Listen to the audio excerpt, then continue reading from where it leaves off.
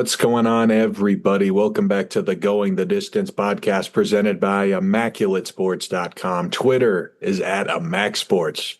Instagram is also at ImmacSports. TikTok, YouTube, Immaculate Sports. It's episode 286, and today was a very big one. We are ready to have the episode for the 2026 full in-depth MLB season preview. We got it all today. Every team will be talked about, Kyle. Yeah, it's going to be a fun episode, going to be a long episode. Hope you have your water handy, Skylar, and any throat lozenges or, Ricolas you may need. No sponsored ad there. Win totals for every team. So if you're a Rockies fan, your team will be talked about there. MLB awards, top three for Cy Young, MVP, and Rookie of the Year, as well as the winner for manager, reliever, and then our own awards with the bust and the breakout, the 6 playoff teams in each league, and then a playoff bracket to go along with it. The win totals were pulled from DraftKings a couple days ago. I think Sunday was the day I pulled them. So if anything's changed, we're obviously just using Sunday's lines. So let's get into it. Doing our normal rotation here, starting off with the Baltimore Orioles, who are at a 86.5 total. Skyler, kick us off. With the Baltimore Orioles, yeah. The opener, right. I got too excited. So we got to go back for 1 second. The opener, Skyler, best thing you saw this past week. Sorry, I was a little too premature there. I was a little too happy to get into it. We are excited to get into the baseball talk. We've been waiting forever.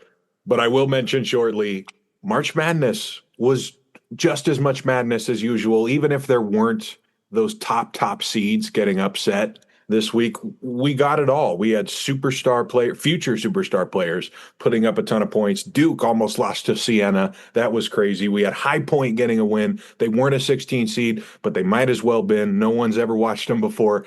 Even a number 1 seed got upset last weekend. Florida is done by Iowa.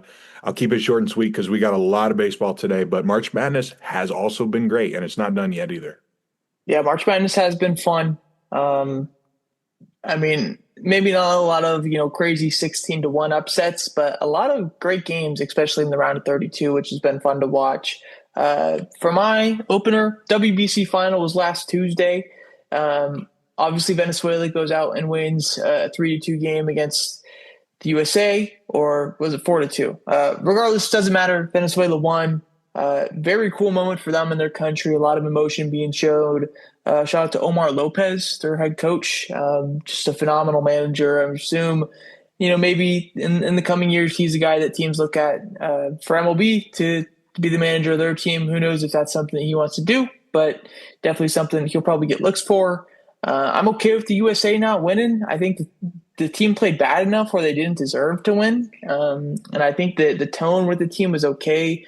For me, at least, they didn't really deserve to win. So Venezuela is definitely the crown champion that deserves it. And congrats to them on winning their first World Baseball Classic. But now we'll get into it. We'll start back with the Orioles at 86.5 wins. Over or under? Baltimore had a great offseason, and I think they finally do have enough pitching to compete in the East. So I went over 86.5 with Baltimore. Shane Baz has some really good stuff. Chris Bassett could be the perfect veteran for this rotation, too. He's just tough as nails. The lineup has a lot of moving pieces, but I trust Gunnar, I trust Ward, and I trust Pete Alonso at the minimum to be hitting the crap out of the baseball.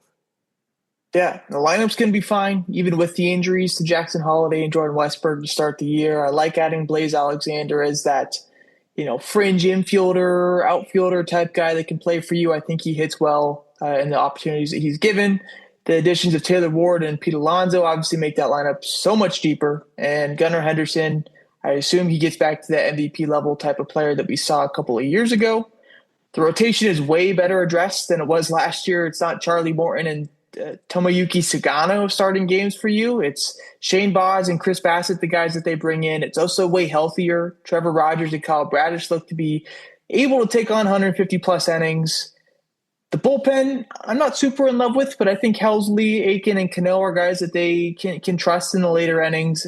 And Grant Wolfram, the sleeper arm in their pen as well too. I am also taking the over with the Baltimore Orioles. On to the Boston Red Sox at 87.5. If you think Baltimore has an exciting future, then the Boston Red Sox are skydiving over a bunch of sharks right now. I'm also taking the over with Boston. I think these guys are just waiting to explode. They didn't have enough pitching to beat the Yankees last year. Now they come back with high floor guys, good in the postseason. Ranger Suarez, Sonny Gray, both have experience doing that. Not to mention Roman Anthony, very quickly becoming a star. Yeah, Red Sox are going to be a fun team. Like you said, I do think the lineup is a little bit thinner than Baltimore. Durbin, Rafaela, Meyer, and Narvaez, I don't think are much more than league average bats right now at this point in their careers, but they do have a shit ton of speed with three or four of those guys I just mentioned, plus Trevor Story and Jarren Duran as well too. So the lineup I think is a plus. The rotation is good. And it's deep, 4 legit proven starters, and that also includes Garrett Crochet, who's a top-tier ace. Johan Oviedo, Connolly Early, Peyton Tolley, whoever, they choose to start games in that other spot in the rotation, I think they'll be fine with as well, too. Thing that worries me is the bullpen. Chapman and Whitlock are locked down 8-9 guys, but outside of that, I do think it's a little bit worrisome. And just because they're going to rely on the rotation so much, I did take the under. I think it'll be like 87 wins though. Like it's not like, they're winning 82. This is like just slightly under type stuff for me. Got you. The New York Yankees at 90.5. That number is a little steep for me right now with the Yankees. I took the under. It's a pretty old roster, even for the Yankee standards, going after veteran players most of the time. They already have a ton of injuries, and I think they're just going to be a little off this season, even though they get Bellinger back, and he should be pretty good again. The Bronx Bombers are asking for a ton of help from guys like Giancarlo Stanton, Paul Goldschmidt, Rodon off of elbow surgery, an entire bullpen that they do have a chip on their shoulder, that's for sure, but a lot of those guys need a bounce-back year first, in my opinion, outside of Bednar, so I took the under. Yeah, Yankees, the lineup is the sure thing for them. The top 6, Grisham, Judge, Bellinger, Rice, Stanton, Chisholm, all guys that should push at least 800 OPS around there. And obviously Judge is going to be, in the 1 dots most likely. The rotation, I think, has a very high ceiling, but I can see them dealing with some pains early in the season. They're starting off with a 4-man rotation. Schlitter, Warren, Weathers, Eel. I know Eel's starting off in AAA. But Schlittler and Weathers are guys that have not dealt with a, big league 150 inning starter workload, or if they have, it's been a long time and they've dealt with injuries. So I think they might hurt a little bit early in the season, but once Cole, Rodon, and Schmidt come back, I think they will be fine once we get into the later months of the season. The bullpen, it's nothing crazy, but I trust the Yankees pitching labs to do good with the guys that they have, and maybe the guys that we're a little bit less familiar with, like Brent Hedrick and Cade Winquist, who was a Rule 5 draft pick for them this past year. I do take the under. I think it is a little steep as well, too. Again, it's not a situation where I think they win 82 games, but maybe 80, 89, 90, around there is where I have them. So I do go just under for the Yanks. The Tampa Bay Rays. Tampa Bay at 77.5. They won 77 last year, playing in a brand new ballpark, to them at least, without their ace in the middle of a youth movement. So I am going to take the over with them this year. It's one of those teams I don't want to mess with. You can usually trust their development. I'm not saying they're back yet, but the Rays have proven everybody wrong. McClanahan's back. Cedric Mullins is coming in. They'll probably make 10 more trades, too, before we even get a month into the season. I think they're going to be okay.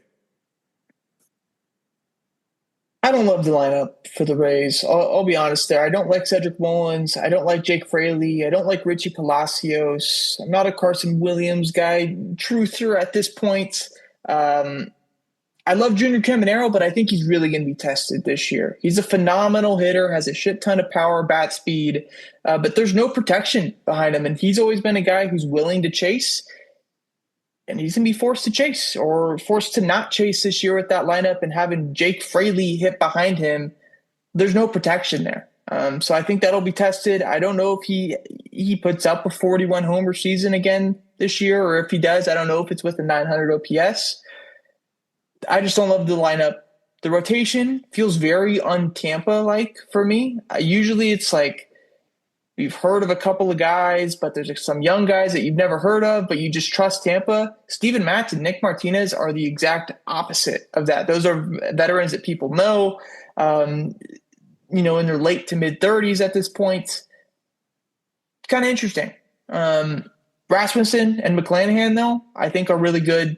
And if they're healthy, should be the strength of their rotation for sure.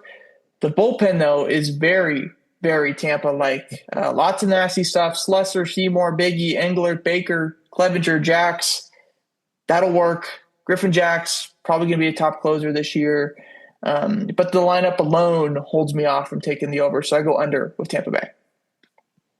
On to the AL champs. Yes, the AL champs, the Toronto Blue Jays.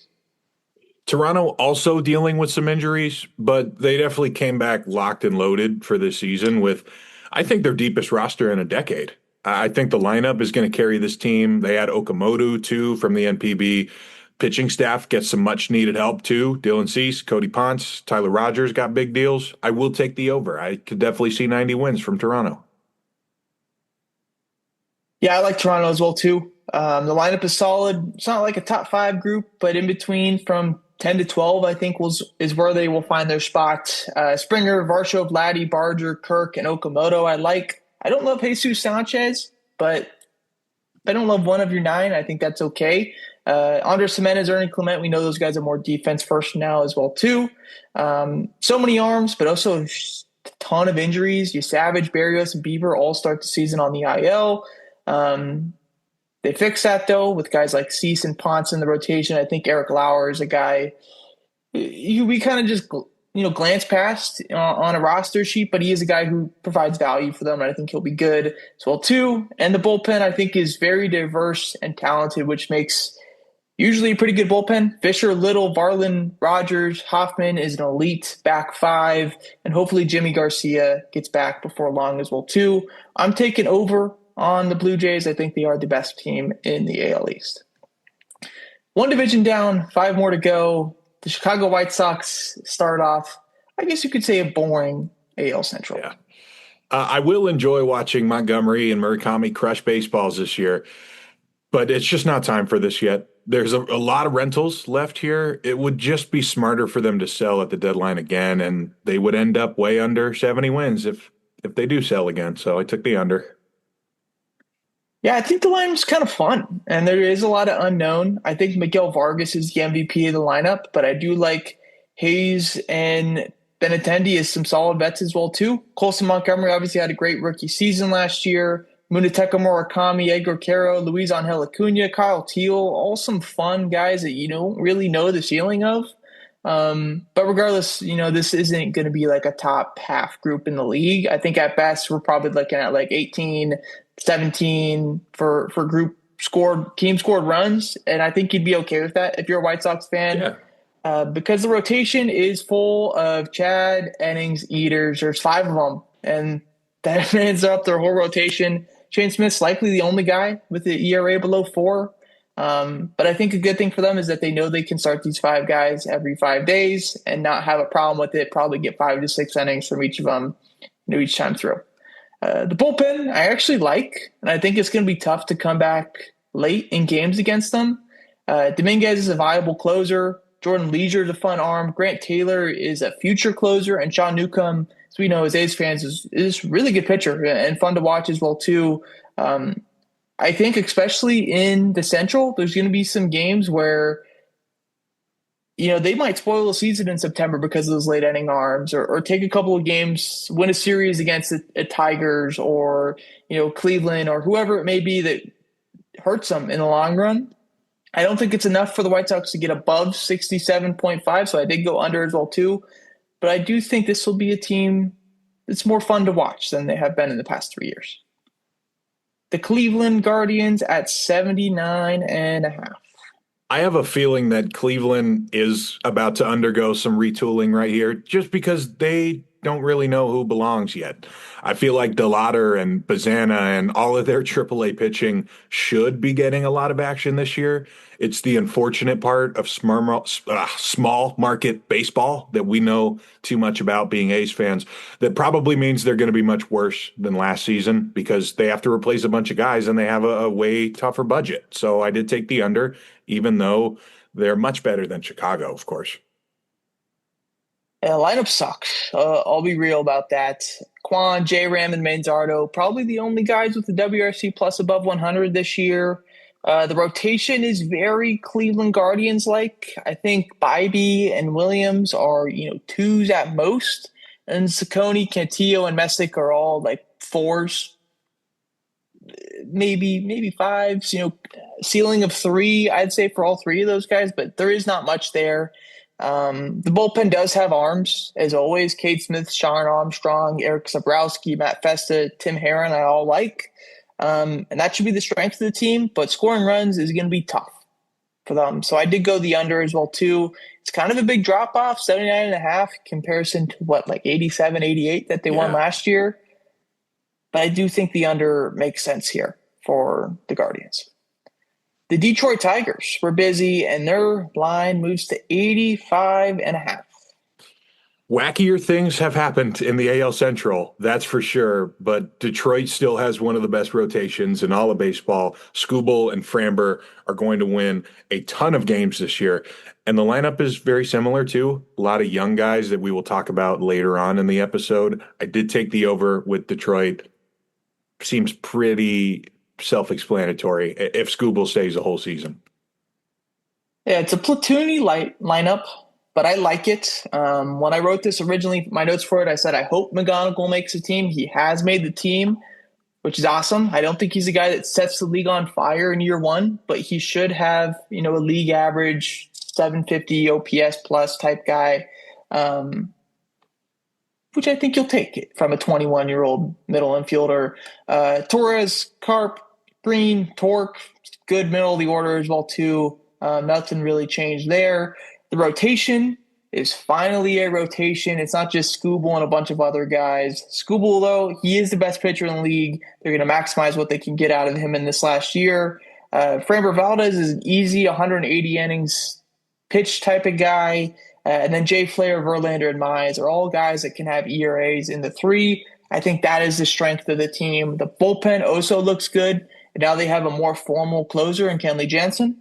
Outside of that, Will Vest, Finnegan, Holton, I like as well, too. And they have some good extra arms that could be starters, could be relievers, and Emmanuel De Jesus and Drew Anderson as well, too. I took the over on the Tigers. I think 85.5 is probably going to be a pretty easy line for them to cover this year. The Kansas City Royals at 82.5. If there was ever a perfect time for Kansas City to break out, it would be right now. The lineup is going to be very powerful. I like a lot of their young guys, really like their pitching staff, and they definitely have the AL Central formula down now, too. Another team who has kept working on the bullpen, kept working on the rotation. Cameron coming into his second year. Can he keep moving on up, I guess, on the tier of Central starters? And I also took the over with Kansas City. I think this is also going to be a pretty easy line if they do hit well with the walls moving in. Yeah, lineup feels so much better than it does in years past, even though they didn't really make a ton of external moves. The only real one is Isaac Collins. But now I feel a lot more confident in Cags and Carter Jensen after his quick showing last year and a good job in AAA. I really like him. Jonathan India is another guy I think who bounces back this year for them after a rough year one in the powder blue or the normal blue, whatever it is. The rotation is good too. It should be a usual strength of their team. Cole Reagans and Chris Bubich are guys that can be all-stars. Michael Wacha and Seth Lugo are 175-plus inning vets. And Noah Cameron, really good rookie year out of nowhere. If he follows that up, I think you have a really good rotation in Kansas City. And the bullpen is going to be good as well, too. I am curious about Carlos Estevez because he's been a guy who's thrown 95-plus for the majority of his career. All of spring training, he was averaging 89. And, maybe that's, just him ramping up. People have said he's a slow starter. But even if he doesn't, light world on fire like he usually does these past couple of years in the closer role. Lucas Erceg, Matt Strom, John Schreiber, Nick Mears are guys that you can trust with the ball late. I took the over for Kansas City as well, too. I bet on this as well, too, when I was in Arizona, when I could bet on it like a couple of months ago. I do think this is an easy line for them to cover at 82.5. This could be a 90-win team. And then the last team in the Central, the Minnesota Twins. 72.5. Minnesota is going to have a tough time getting 27 outs without imploding every single night. And, this is not the Twins lineup of the past either that hits a crazy amount of home runs. They're just not going to be very good this year. Last time we talked about them, they picked up a couple of decent rentals for the lineup, but that's just not the right formula here. I took the under.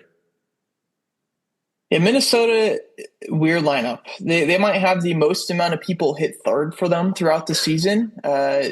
Buxton, it probably won't be because he's going to lead off if he's playing. But you could see lineups with Bell, Keishel, Wallner, Larnick, Lewis, Jeffers, Brooks Lee hitting third. Probably Walker Jenkins at some point as well, too. Maybe Cody Clemens gets a game in third if he hits like a 3-homer game or something like that. But that does not mean the lineup's going to be good.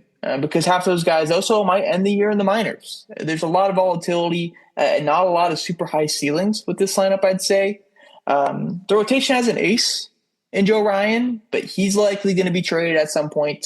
Ober is for sure a solid vet, but outside of that, there is a lot of unknown. Taj Bradley and Mick Abel had some solid springs, and I think they could have some good performances. And I think there's also some guys in AAA that they'll rely on as well, too. I'm not super worried about the rotation. But the bullpen scares me, and I'm calling like human resources when I look at this. There's no real closer. It's Taylor Rogers, and outside of that, I mean, they're projected 8th inning guys, Cody Funderburk. Like that's scary. I don't trust a lot of these guys to take the ball for me in the 6th or later, let alone in the 8th inning. I took the under. This division isn't great. But Minnesota is a team that's going to be seeing a lot of turmoil, a lot of trades this year, just like they did last year. So I did go under 72.5. All righty. Into the AL West. And since we go by alphabetical, we start with the A's. The A's might have a top 10 lineup in baseball right now, and I don't think that's the craziest take either. But the elephant in the room is going to be the pitching staff. The great A's teams have always had an unbelievable bullpen, and this A's team does not.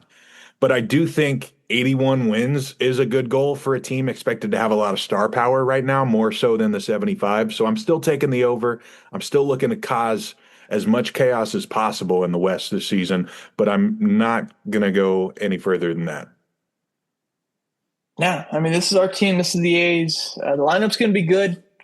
I think I saw MLB ranked the A's lineup as number 5 in the league, which is very high. Good expectations, I guess. Outside of Denzel Clark, I expect 1 through 8 to have an above average WRC plus, with probably 4 or 5 guys that could push 120, 130, and be a really, really good lineup.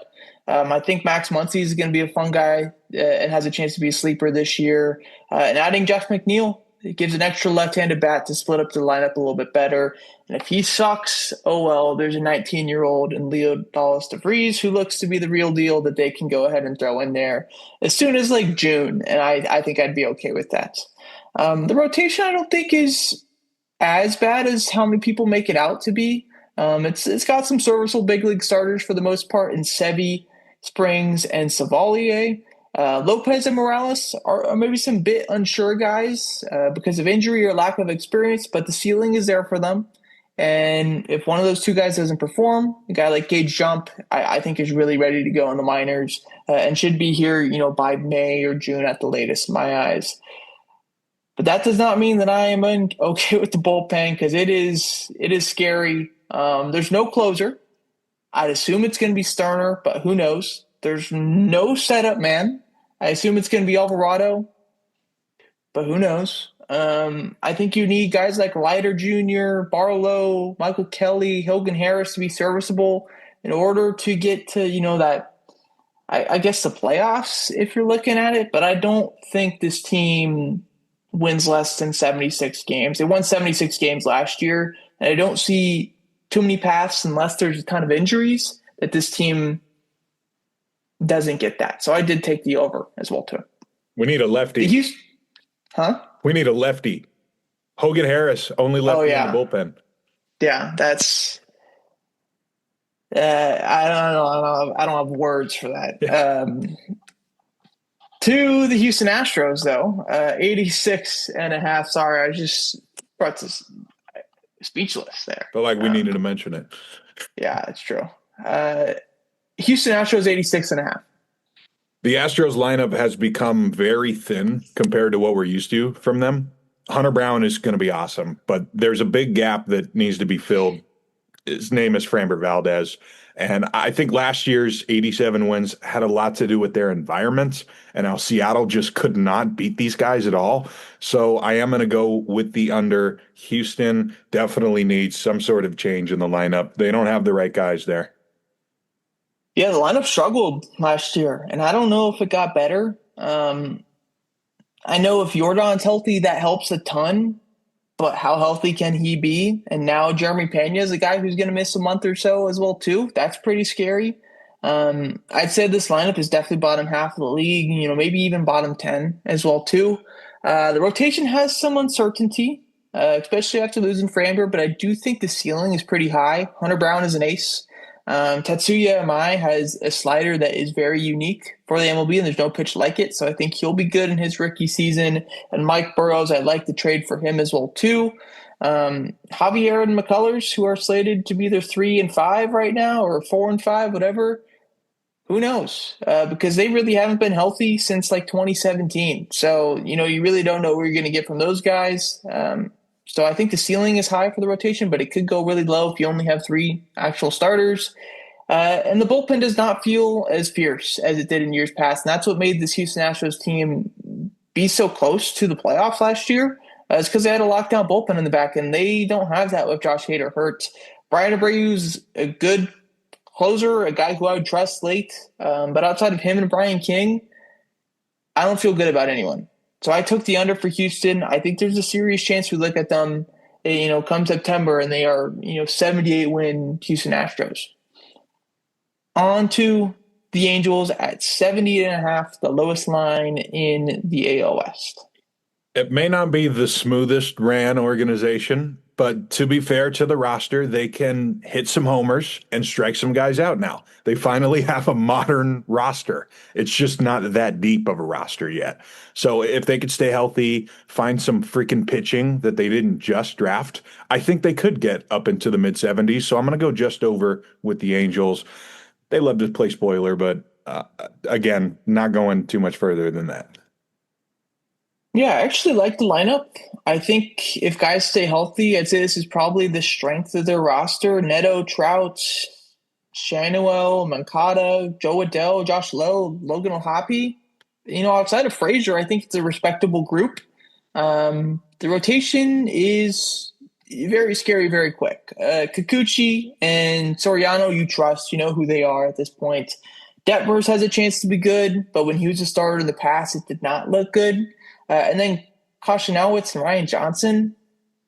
You're shaking your head. These might be legitimately the 2 worst starters in the MLB, and that's their 4 and 5. I think that's very scary.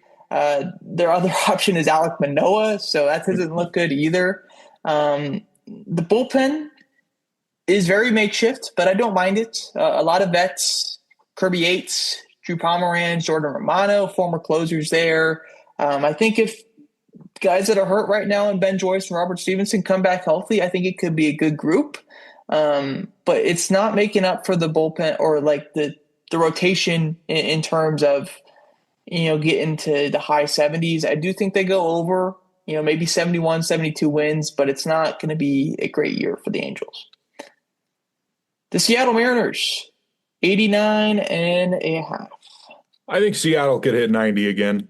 The rotation is coming back exactly the way it was, plus a couple more guys we may talk about later. Josh Naylor also got the extension. And also one of the best, if not the number one farm system, just ready to start graduating guys immediately. So Seattle would only become stronger in that situation. So even if Raleigh doesn't ever hit 60 homers again or come close to it, that's okay. There's guys that are coming. I'm taking the over. They're going to win the West again. Yeah, lineup should be solid. Brandon Donovan was a good baseball ad, and there's good platoons later in the lineup. I do think losing Eugenio Suarez will be felt. How long? Maybe it's a year, maybe it's two, because they do have guys coming, and obviously a good farm system makes you available to trade guys as well too, and supplement your team with actual MLB talent in the middle of the season. The rotation is as good as you'd expect it. Four All-Stars in Gilbert, Wu, Castillo, and Kirby, and then a revolving door at the fifth spot. Hancock's the guy for it. Looks like to start the season, but I assume there's probably going to be a trade or something that we see later in the season where it's not Hancock, because I'm not super bought in on him. But it's still, a top, 3 rotation in the group, even without a 5-starter. And then the bullpen is very good as well, too. Andres Munoz is a legit closer. And then Brash, Ferrer, Bizardo, Spire, and Vargas make a very deep pen. I think there's a very good chance this team allows the least amount of runs in not just the AL, but the entire MLB. I took the over for the Seattle Mariners as well, too. Last team in the AL, honestly getting pretty good time. The Texas Rangers at 83.5. When we talked about Texas in the offseason, I was a little more confident in their lineup returning to form, and I still do believe that Texas can't possibly get much worse than 500, but there is a new team in the AL West with a much better lineup. I do think the A's and the Astros will cause enough trouble here to knock Texas out of the wild card situation once again. So I did take the under, even though they can't possibly be much worse than last season. As I mentioned before with the lineup, it scares me. Berger, Peterson, Carter, Young, all too unsure of guys for me in the past couple of years for me to feel confident with this group. I know you have Corey Seager, you have Brandon Nimmo, Wyatt Langford, but with the lineups in this division, especially from Seattle and the A's and even the Angels, this might be the 4th best lineup in the division, and that's not something Houston or the Texas Rangers can stomach. The rotation should be fine. Eovaldi, DeGrom, Gore should be a solid top 3. Jack Leiter's still young at the 4 spot and can improve. Kumar Rocker looks to be the guy taking the 5, which I'm okay with. Jacob Latz is not really the guy I wanted to have that role, so good on Kumar Rocker there.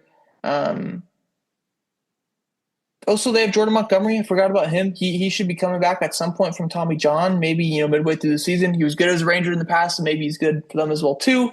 But the bullpen, I hate a lot. Garcia is solid, but he's not a closer. Carter Baumler, I talked in the rule fight or the spring training overreactions that he will be their closer at some point. I still believe that. But outside of that, Jacob Eunice, Tyler Alexander, Josh Spores, it's not fun. I took the under from Texas. I know their park played very pitcher-like last year, but if it plays any hitter-like, they are screwed. So under for the Texas Rangers, which sends us to the NL. Now we're halfway through with the team over-under predictions. Now we start in the NL with the Atlanta Braves. I do think that the Braves have a good year, but this is over a 10-game difference from last year on the win total, and they already have their own injuries to deal with, like the entire rotation outside of Sale, basically. But they are going to be fun again. I just still think they're far from perfect. I took the under, but I am expecting a fun team. Yeah, lineup should be a strength, but I do think no Jurickson Profar hurts. Yaz is a solid league average vet, and Dubon is an upgrade over Nick Allen at least, and hopefully Sean Murphy's coming back mid-May. I think if you have all that go, lineup's going to be back to Atlanta-like in my eyes, and hopefully Ronald Acuna Jr. is healthy again. The rotation looked a lot better a month ago. And now with some question marks. It even had John Heyman pushing Lucas Giolito propaganda with them a couple of days ago, which is kind of crazy. Chris Sale's an ace. We'll say that. Lopez is an all-star level starter, but who knows how much he can handle. Strider's hurt to start the season. Grant Holmes and Bryce Elder are guys you feel comfortable with at the back end of your rotation. But if there's another guy like Jose Suarez behind them, I don't think that's something that I like. I do think J.R. Ritchie comes up before long. He's a good pitching prospect. And Didier Fuentes, who had a really good spring training, I think joins the rotation sooner rather than later as well, too. The bullpen is actually good. Iglesias and Suarez, I'd say, competes with any team for the best 8-9 combo in the league. And they have a ton of solid middle relief guys as well, too. The math doesn't really add up here, but I did take the over for Atlanta. I feel like they've had so many things go wrong for them in the past few years that I think this is the year that things go right for them. So over in Atlanta. The Miami Marlins, 72.5. It's all the same questions as last season. Is everyone going to get traded? Oh, everybody's already hurt. And hey, they still won 79 games. There's just something about this group, like not 80 plus wins special, but just a special environment. And I like them enough and their prospects to go over 72 and a half. So I did. I think this is just a team that can always find pitching, kind of like their roommates down in Tampa, and they just find a way. Yeah. I will enjoy watching this lineup, but I don't think it's going to be that good of a lineup. Carl Stowers is out to start the season. Will be fun to see a couple of their young guys from this lineup pop, whether it's Casey, Norby, Liam Hicks, Augustine Ramirez. They have a couple guys that can do it. The rotation, I think, is going to be very young by mid-year. I think Sandy gets traded. Chris Paddock and Jansen Junk are guys that I don't think they have a super strong hold on. Yuri Perez and Max Myers should be guys that stay if they're healthy. Braxton Garrett and Ryan Gusto should be guys that factor in as well, too. But they have two fun pitching prospects in Thomas White and Robbie Snelling that are knocking on the door that should be there by June or July at the trade deadline at the latest. And then the bullpen, I think, will be good because I trust Peter Bendix and what he's done so far. No Ronnie Henriquez for the season hurts the ceiling, but I think the floor is pretty high. Fairbanks, Foucher or Fauché, however you say his name, Tyler Phillips, Anthony Bender, and Andrew Nardi are all solid arms as well too. And then Josh White, one of the best relieving prospects in baseball, will be up. He's really good, strikes out a ton of guys. I do take the over on Miami. This is not a team I think wins 79 games again. I think they were shooting above their weight last year, but I definitely see 73, 74, 75 as a possibility. Bit different team than the Marlins up next, the New York Mets at 90.5. How do you forget about last season if you're a Mets fan or a Mets player? You go take care of business and just go dominate the next year. That's how you forget. I don't think this is the peak of the Mets with Lindor and Soto, but this could be the beginning of that. They kind of remind me of the second wave Astros team just because of the amount of pitching that they added, including new ace Freddie Peralta. But they also got the right veterans, too. Marcus Semien, Jorge Polanco, bunch of guys in the bullpen. I think the Mets are trending the highest right now in the East. That's why I took the over. Yeah, the lineup is so different, but it's also very good, and it's very, very deep. Lindor, Soto, and Bo is a top-tier top three. Polanco, Robert, and Semien are good vet ads and solid on defense as well, too, for Louis Bob and Marcus Semien. And I really like Carson Bench as well, too. There's so many pitching options in the rotation as well. Freddie Peralta should be the best ace that they've had since Jacob deGrom. If Noel McLean already isn't going to be that ace as well, too. Even Peterson, Holmes, and Senga, even if those guys don't work, which, probably two or three, or at least one of those three will, Sean Manaea, Tobias Myers, Jonah Tong, Christian Scott, and Jack Wenninger are available in the minor leagues or the bullpen as well, too. And the bullpen itself is also very good. I like Devin Williams and Luke Weaver back in. Maybe not a ton of crazy names besides those two, but I trust the Mets pitching lab to get the job done. I'd say this is the best non-Dodger team in the MLB, so I did go with the over with the Mets at 90.5. On to the Philadelphia Phillies at 89.5. It feels like the same team, but a little worse. Pretty old. I mean, everybody gets older by the day, but this team is very old compared to the rest of the division. I love Zach Wheeler, but his arm might be toast. I could see them taking a little bit to get going. like they did. I want to say that was 2 seasons ago before they went on a crazy run. They are asking for a lot from guys that I like, Crawford and Painter. I would love to see those guys become staples because they desperately need some kind of change. Because, like I said, this is a pretty old roster, and that's why I'm taking the under. Yeah, we know what the lineup is. We know it should be probably around top 10-ish. I don't think age will be a factor for them just yet. And I think they have a better center fielder than they did the past couple of years in Justin Crawford. He should be a fun guy to watch. The rotation is top heavy. Sanchez and Lazardo, I'd say, are sure things from the left side. But Aaron Noel's coming off injury and just pitching the World Baseball Classic. Taijuan Walker is a guy that I don't expect to have better than a 4.5 ERA. And Painter is fun. But how many innings can he handle? Because he's been hurt, so much in the past 5 years now at this point. But they do have a really good back end of the bullpen. I'll say that. And it's very, very good once Orion Kerkering comes back. Duran Alvarado Keller is nightmarish from the 7th through 9th innings there. Outside of that's man, but I think the back end's good. They rely on the rotation a lot. I do think that 4-5 combination probably hurts them enough to not get the over. So I did go with the under as well to 89.5. The Washington Nationals, the last team in the NL East. Very, very young team. All of the veterans just walk out the door. They took minor league deals to go elsewhere. So you got a team of full of unproven guys. That's fun on franchise mode, but this isn't going to work this year, I don't think. They're going to be pretty bad. I took the under 65. It's a low number, but there's not a lot of major leaguers on the team. Yeah, this is one of the worst lineups in baseball. I'll start there. I like CJ Abrams, James Wood, Dalen Lyle is fun as well too, but it's going to be a struggle after that. Maybe Chaparro, Brady House, or Dylan Cruz can pop somewhere, but nowhere besides those top three that I mentioned are even a sure thing. And who knows if Lyle's even a sure thing at this point. The rotation is lacking a big arm. I think Cavalli breaks out. He should be fun. Jake Irvin, I think, is probably a guy who pitches 160 plus innings for them.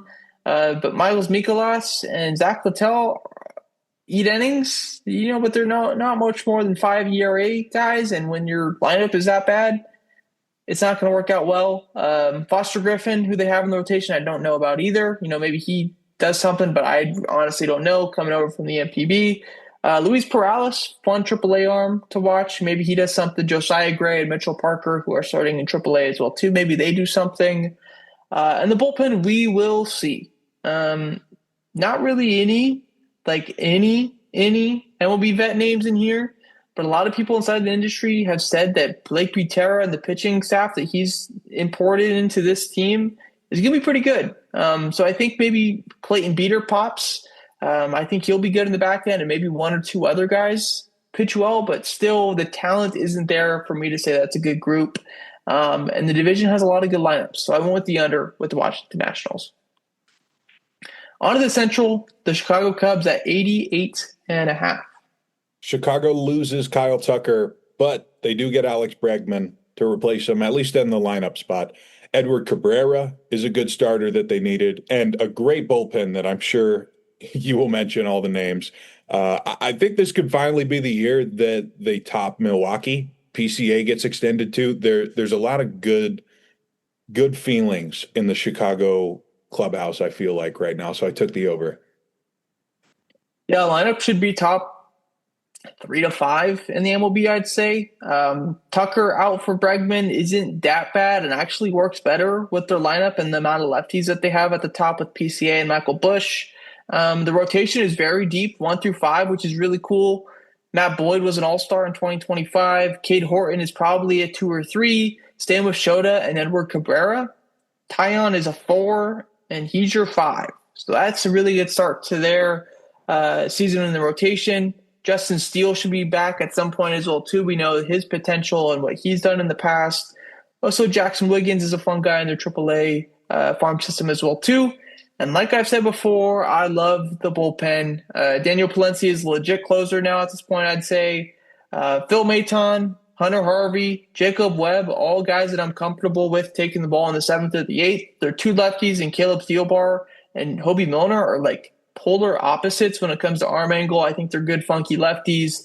And then Javier Assad, I know who's hurt to start the season. But Colin Ray, I also like Ben Brown. Good long guys that they have there. I take the over on the Cubs all day, and I'm taking it here as well too. So over for the Cubs. On to the Cincinnati Reds at 80.5. The Reds, to me, feel like a better version of Pittsburgh.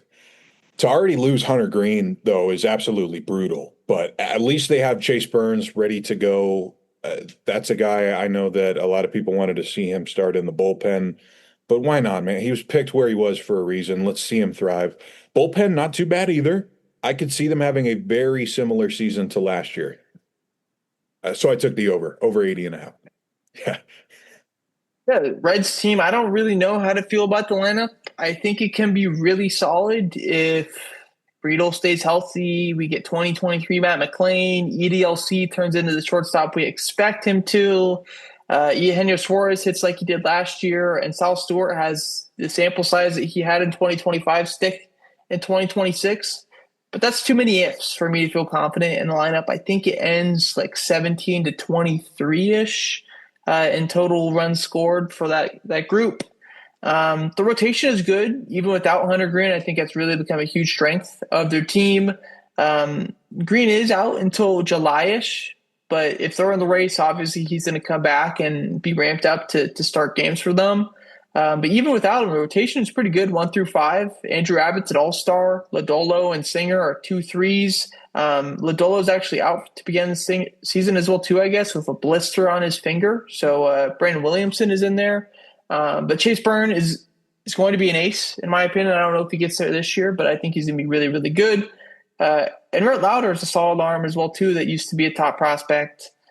Bullpen, I think it's average. Emilio Pagan is a journeyman closer who's done a good job at this point. Tony Santillan and Graham Ashcraft are good options. Brock Burke, Pierce Johnson are okay. If Hunter Green was here, I think I'd take the over. But I do go just slightly under. I don't really think this is like a team that wins 70 games, but 78, 79 games, or even 80, I think is very possible. So I did go under. The Milwaukee Brewers at 84.5. Milwaukee's really young and exciting. They're going to miss Freddie Peralta for sure, but they've been able to put together a great farm system. And if there's any team I trust to build up top pitching prospects, it will be Milwaukee. I didn't take a whole lot of notes on the lineup. They're all coming back. They're all really young, and they all got a lot of power. I'm excited, and I'm still taking the over, even though I do think Chicago may surpass them. Yeah, if you don't like the lineup to start the season, that's okay, because if they're bad, the prospects are coming. But even with that, I think it's a pretty solid group. Churio, Terang, Contreras, Yelich are all sure things in my eyes. Frelick, Vaughn, Renifo, Mitchell, and Ortiz are guys that are going to have to play good, because if they don't, then guys like Caro, Fisher, Pratt, Williams are close as well too. And I think Made and Pena aren't super far away as well too. I don't know if they make the big league roster this year, but I would not be completely shocked if we saw Jesus Made like September playing shortstop for them. The rotation is under the radar again. Jacob Mizorowski is the big name, but Chad Patrick was good in 2025. Woodruff is a solid 2-3. Kyle Harrison and Brandon Sproat, guys who take in their rotation spots, are very fun. I think with stuff that they've done with them this past year are really cool. Quinn Priester's hopefully healthy soon, and they have a crazy abundance amount of guys in the minors. Logan Henderson, Robert Gasser, Coleman Crow, like it's a bunch of different guys that maybe you've never even heard of, that you can trust them that they're going to be solid because they're on the Milwaukee Brewers. And then the bullpen's as good as any team in the MLB. Abner Uribe, Trevor McGill, a legit 8-9 combo. And if you are a left-handed hitter, be ready to wear your shin guard, because Koenig, Aaron Ashby, and Angel Zerpa all throw bowling ball sinkers. Going to be a lot of broken shins against this team this year, especially for left-handed hitters. It's a good team. I don't see how they, go under this. They keep making it easy for us with the Brewers, so I went with the over here at 84.5. This is like 6 years in a row for us, I think. Exactly. On to the Pittsburgh Pirates at 78.5. Yeah, they're going to be better on offense, and they do have exciting prospects too. I guess every team in the Central is going to have an opportunity to showcase their young guys. I still just don't think they're going to score enough runs on a regular basis to compete with the other teams here. There's just too many non-league average guys. You're going to get negative WAR from guys like Bart and Azuna is short term. I'm happy for them. They got a guy who's going to hit tanks, but that's not someone I would trust in the top of my lineup. Yeah, lineup I'd say is trending up, but it's still not a top half of the league. I think you know what guys like O'Neal Cruz, Brian Reynolds, Brandon Lau, Marcelo Ozuna, and Ryan Hearn are going to be. That they're at least consistent MLB level bats. Connor Griffin is going to be great, and he's going to be up very, very soon. But he's not a guy that I think lights up the league in year one as well, too. I think it's very similar to Bobby Witt's rookie year, where it's probably around league average. Maybe he steals 20 bases, hits 20 homers, has some very cool moments. But there is some holes in his game early on right now, especially contact-wise, that I think we see. But the rotation is going to be must watch most nights because Paul Skeens is top 2 pitcher in the MLB. Mitch Keller is about as consistent as any pitcher is in the MLB. Braxton Ashcraft, Bubba Chandler are very, very fun young arms. Carmen Mlodzinski, worst name in the MLB. I hate it so much. He's a 5 or 6, but I'm okay with that because Jared Jones should be coming back at some point. And even if he doesn't, Hunter Barco, Thomas Harrington will eventually take the job. The bullpen is diverse, but I don't know if it's that good of a group. But there's a lot of funky arm angles. I like Dennis Santana and Isaac Matson, but Soto scares me for just putting him in high leverage spots. I don't think he's that type of guy in his career anymore. Justin Lawrence was a guy that was DFA just a year ago. Mason Montgomery's fun in theory, but it's never really worked out for him. I think it's a team that pushes for a 500, but I don't think it's much more than that. I do take the under because I think I've given the benefit of the doubt here for a lot of things with this Pirates team, and I think some things will go wrong. So I went under as well too. The St. Louis Cardinals at 69.5. St. Louis is going to be under 70 wins. The entire lineup is homegrown now, which is cool, but they got a lot of issues. JJ Weatherholt made the team. He's going to be really fun to watch, but Heimblum has taken over, and that usually means one thing is coming, a very ugly tank, and that pitching staff is an absolute disaster. Yeah, at least Weatherholt will be fun to watch every single day. It's cool that he's made the roster. Mason Wynn, Alec Burleson, Nolan Gorman, Jordan Walker, Victor Scott. We know who they are at this point. Ivan Herrera, I think, is really the only other fun bat in their lineup outside of Weatherholt, I'd say. My note for the rotation is that I hate their rotation in all caps. Liberatore is solid, but he's not an ace. I like Michael McGreevy because he went to Santa Barbara, but outside of that, I'm not a fan. Dustin May or Andre Palante are not MLB starters at this point. Kyle Leahy, could work out, but workload could be an issue for him. Maybe Tink Hence, Quinn Matthews take spots at some point, so maybe that's something that they're looking for with those guys. Bullpen, I think it's a sleeper back end. I like O'Brien, Romero, and Swanson, but outside of that, I think it's pretty tough. This team is not good. This lineup is below average by quite a bit. The rotation might be bottom 5, bottom 3 in the league. I went under big time. This could be a 100-loss team. Mm-hmm. On to the Arizona Diamondbacks, the last division that we have. They're going to hit a bunch, but this is another team with a pretty atrocious pitching staff. No Corbin Burns, no one throwing 100 in the bullpen. That means no winning season for me. I'm taking the under. I see about 76 wins this season with Arizona, even though there is firepower, of course. I just don't think this is a year they're really trying to do anything either. Lineup should be good. Corbin should be on the opening day roster, which is cool. After his injury scare early in spring training, Marte and Perdomo are all stars. Gabriel Moreno, I think, can get there as well too. Arenado and Santana are no much more than league average vets. Maybe Lawler or Thomas pops too, and if one of them does, and maybe they can make a push for the playoffs. But the rotation is aceless. And there isn't anything super crazy here. I think Ryan Nelson should probably be the best pitcher. Gallen and Erod probably push around 4 ERAs. Soroka and Fat, high fours. Corbin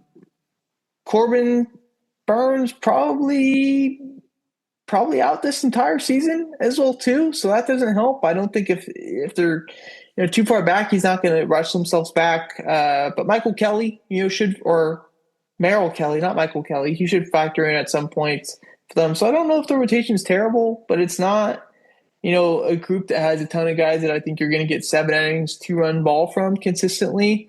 The bullpen, though, oh man, it's going to be really bad. This might be the worst bullpen in the league. Justin Martinez, AJ Puck are still hurt. Paul Sewald is their closer, apparently. I don't like that. Brian Thompson, Kevin Van Ginkel are guys that are going to need to step up. Maybe Andrew Hoffman pops. He's a fun name in the front end of their bullpen. I took the under for Arizona. I think it's going to be a rough year, allowing a lot of runs for them. To the lowest over-under in the league, the Colorado Rockies at 54.5. Hey, I went over 54. Why not? There's not necessarily a younger group of guys coming in, but there's some guys with more confidence, specifically on the pitching staff. And I think they kind of want to prove a point, even if it is just to get flipped at the deadline. Last year was really bad, but at least they have a full major league roster, some exciting prospects on the rise. Of course, we're going to see Dolander at some point, but until then, can a guy like Quintana keep it under control? I think it's possible, at least for a couple of months, till it starts getting really hot out in Denver at that field, and then they start giving up 12 runs a game. But I did take the over. Yeah, I think the lineup can produce a good story or two. And we're not talking Trevor. Tovar, Goodman, Castro, Moniak are all vets that I think you can trust. Doyle, you can't trust him with the bat, but you can trust him out in center field, that's for sure. Jordan Beck, Jake McCarthy, Edward Julien, Troy Johnson, TJ Rumfield, they're in the land of opportunity. They can go win an MLB job here. Kyle Karros, Adael Amador, Zach Veen, they'll probably get chances as well too. So a lot of opportunities in the lineup. I don't think it's a good group, but it should be, a couple interesting things there. The rotation is all innings eaters, which I don't think is a bad thing. Kyle Freeland, Michael Lorenzen, Jose Quintana, Tomoyuki Sagano, Ryan Feltner. They probably all have ERAs in the 5, but I think you trust them to get through their innings. And I think I actually enjoy the pen a little bit. If they didn't have to pitch in Colorado, Victor Vodnik, Jimmy Herget, Juan Mejia, Zach Agnos, all some pretty solid stuff. But they're going to allow the most runs in the MLB. This team is not going to, come close to pushing for 500 or anything like that. I still think they lose way over 100 games. So I did go under. I'm pulling for the Rockies to have something go right. I just think with their division, I don't think anything goes right. From the lowest to the highest, the Los Angeles Dodgers at 102 wins. I'll start this off by saying, I don't know if you have MLB Network on, but Shohei's going for his 4th inning right now against the Angels. He looks great. Nice. Which is just crazy considering everything that's happened to his arm. The Dodgers, though, I'm taking the under 102.5. They're going to be fine. I just think that the Dodgers continue to go the conservative route in the regular season, maybe 7-man rotation, a lot of days off to the older guys, experiment with different stuff in the bullpen, because they know that 93 and 103 will get them exactly what they're looking for, and one side is way easier to get to. So I took the under. They added Kyle Tucker to the best lineup in baseball. The top 5 might be the best top 5 that we've ever seen in MLB history. Ohtani, Tucker, Betts, Freeman, Smith. And then, 6, 7, 8 of Muncy, Teoscar, and Andy Pajes with Alex Freeland rounding out the ninth. I love Alex Freeland. I'm happy that he should be getting the job there. Tommy Edmonds hurt, but I also expect Hyesung Kim to be an option at some point once they call him up from AAA. I like the rotation outside of Roki, who could be in it. He doesn't look good, but no Stone or no Snell to start off the season prompts them to use Roki. I'm curious to see how long they hold off guys like River Ryan, Kyle Hurt, or Landon Knack from that rotational spot, because those guys I think are solid as well too. Also, bullpen guys like Jack Dreyer, Justin Robleski, or Ben Kasparius I think can start games for them as well. And then the bullpen is going to be good. We know this. They added Edwin Diaz, a top-tier closer. I think Tanner Scott bounces back. Alex Garcia has a good year.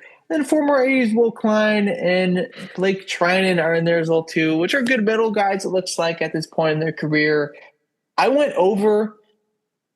If the guys that they were going to play for these off days were bad, I'd be like, yeah, let's take the under here. I don't think they're going to try super hard in this regular season. I think they have the division locked up probably if they get to 90.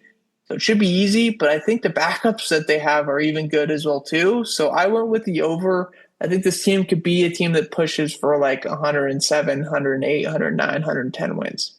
That's a good point. It's just so rare. I didn't go for it. Yeah. The San Diego Padres, 83.5.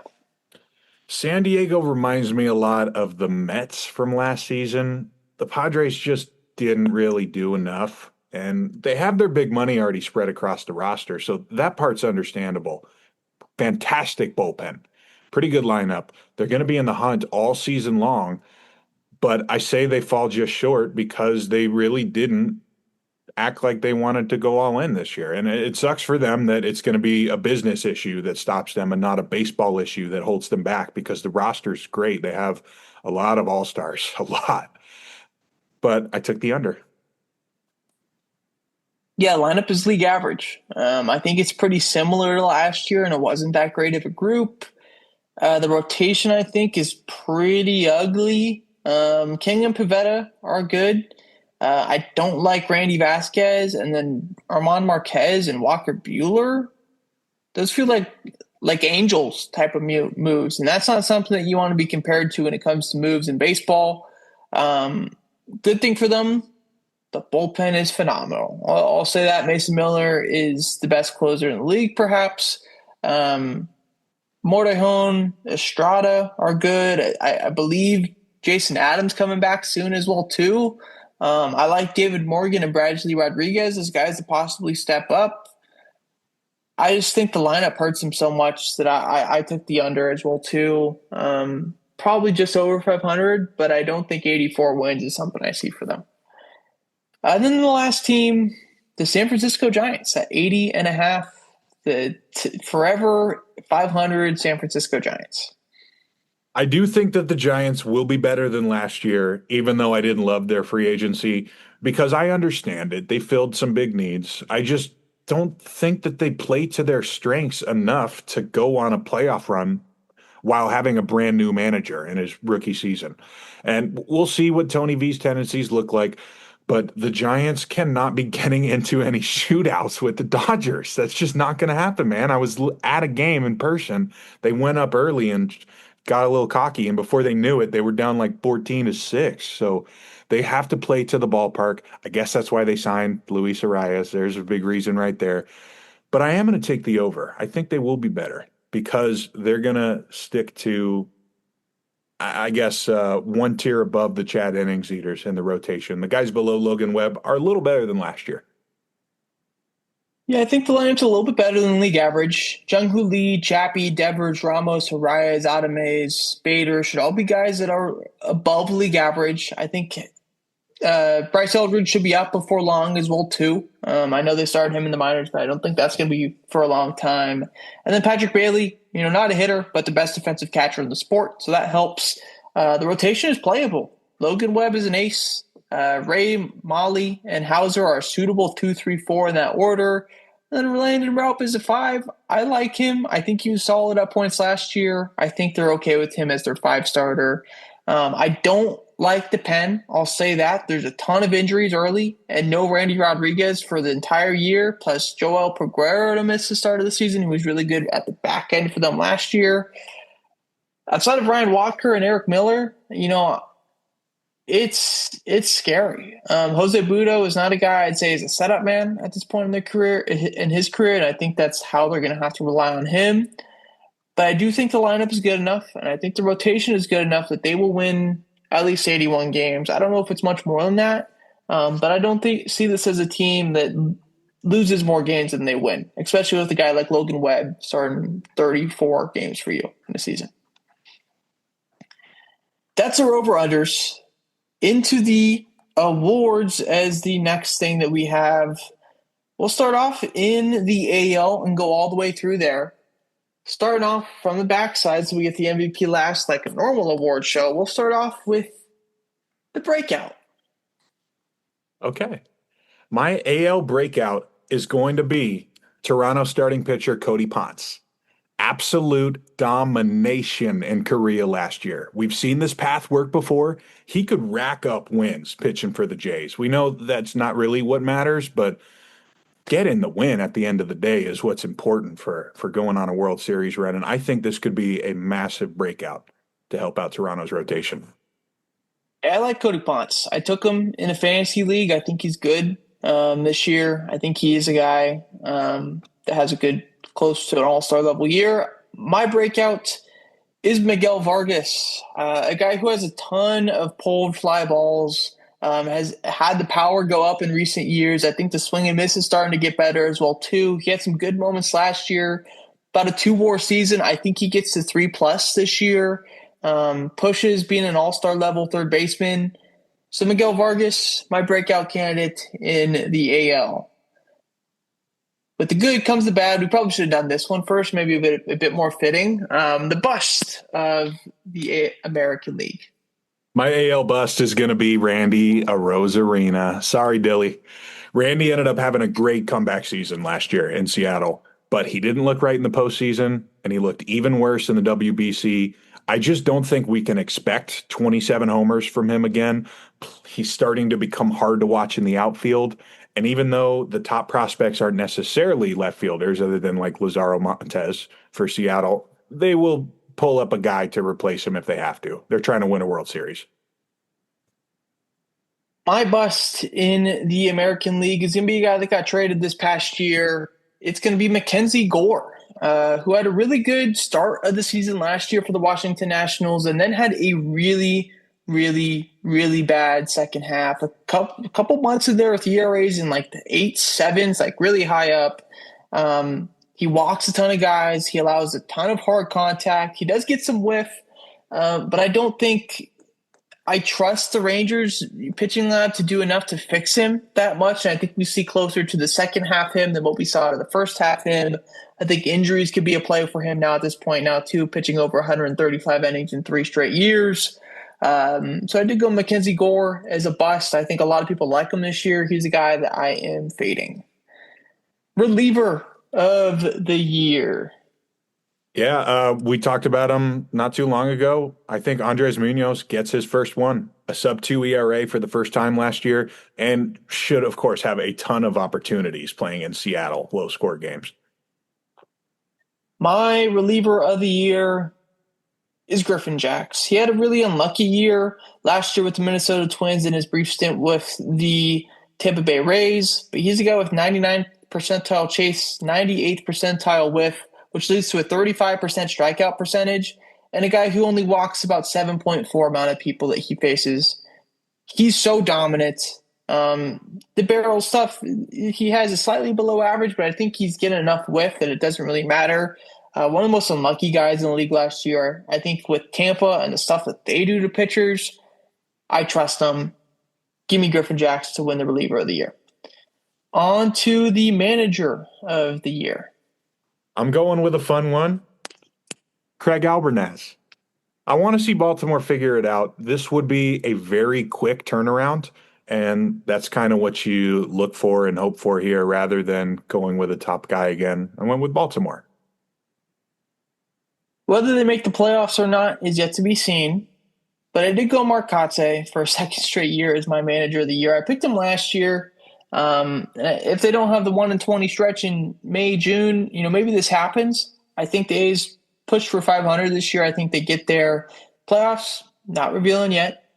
But I think it makes sense for Mark Kotze if they do get above 500 with all the stuff that he's had to deal with, that he gets some national recognition. Alvarez is another good choice as well, too. I think he's a top 3 guy in this. Yep, same with Kotze for me. Yeah. On to Rookie of the Year. This is where we move to the 3. So starting off, your third place finisher in the American League Rookie of the Year. I'm going Kevin McGonigal of the Tigers. He makes the opening day roster without playing AAA and appears to be a pretty special player. 70 grade hit, 60 grade power. I just don't know if it's going to be much more than like a Jacob Wilson type rookie year, and he didn't win it because another guy was a little too powerful.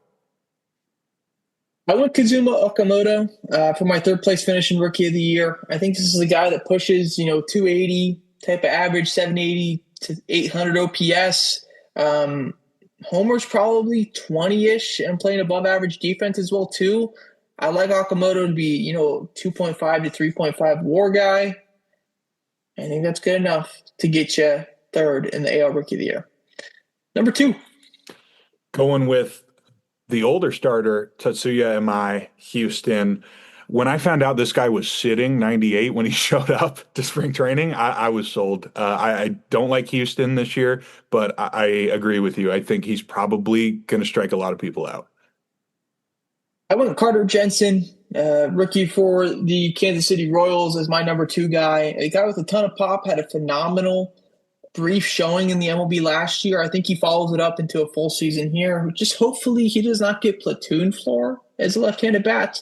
And if he doesn't, I think he has a really good year. Second place finish in the Rookie of the Year. And then the number 1, the winner of the 2026 AL Rookie of the Year is...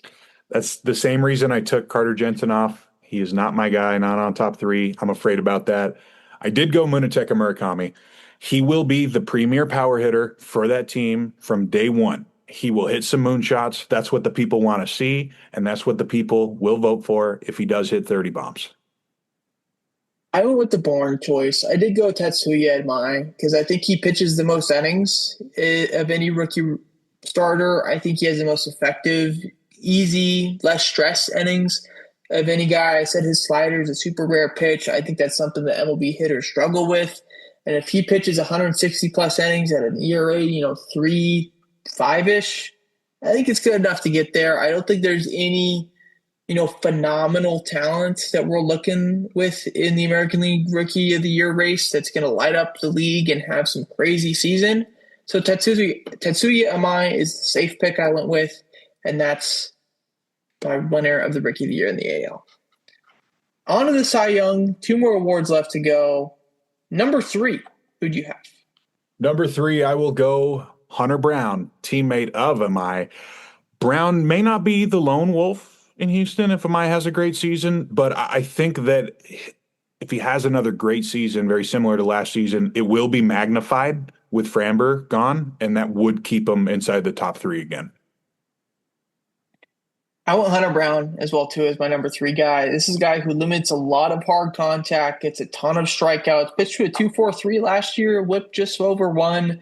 I think if he has the same year this year, he's good enough to get third. Hunter Brown, now the formal ace of the Houston Astros. Number 2. Number 2, Tarek Skubal. Wow. He's got the best stuff in the league. And it is a huge season for him, too. Hitting the open market, we expect next season. But there is a guy I think could match him statistically. I don't think this guy is throwing over 100 to close out a game. I'm talking just statistically. I think Skubal will be matched this season. Will it matter for the awards? We'll see when we get there, and we'll see when we get to 1. My 2 is probably the guy that you haven't won, Garrett Crochet. Great K does not walk people the way that you would expect for a guy that throws out hard and has that weird delivery, a lot of chase, does not allow hard contact. He throws hard, so it's tough to hit regardless, and the stuff is good to go with it. So Garrett Crochet is my number 2. And the winner of the Cy Young in the American League for you is. Yeah, I'm going with Crochet. Only his second season as a starter last season, and he was unbelievable. If he can lead the league in innings again, I think he absolutely could take the crown from Skubal. Everything's got to go right, though, of course, because Skubal is a demon. But so is Crochet. Yeah, I went Scooble. I couldn't do it. Three-time winner Tariq Scooble for me. Ton of K, just does not walk guys, and his stuff is so good. He knows where it's going. It's so tough to hit, and it's just how he pitches is so unique. I think the MLB is so dominant and so overpowering as a pitcher. Um, he's fun to watch. He's Jacob DeGrom level pitcher for me now at this point in his career. 2.21 ERA last year, 2.38 before that. Like I have to watch every single one of his starts. It's that simple for me. Tariq Skubal, winner of the AL Cy Young. On to the big award in the American League, if you like hitters at least. The MVP. Your number third finisher in the American League MVP is who? Julio Rodriguez. Ever since the rough start in 2024, Julio's only gotten better in center field and as a power hitter, too.